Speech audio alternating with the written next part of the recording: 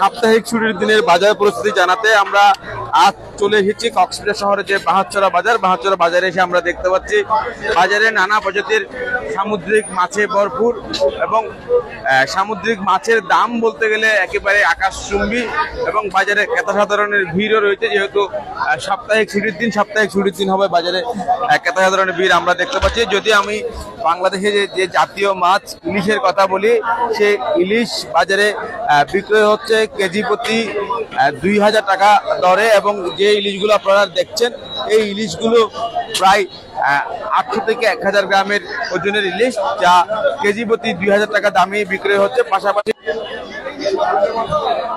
পাশাপাশি রূপচাঁদা মাছ রয়েছে বাজারে।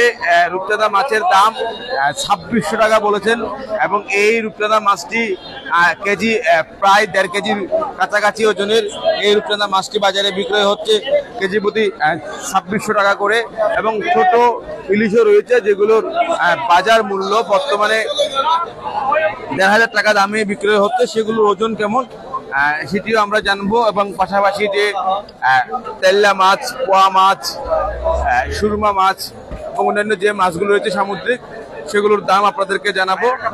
আমরা একটু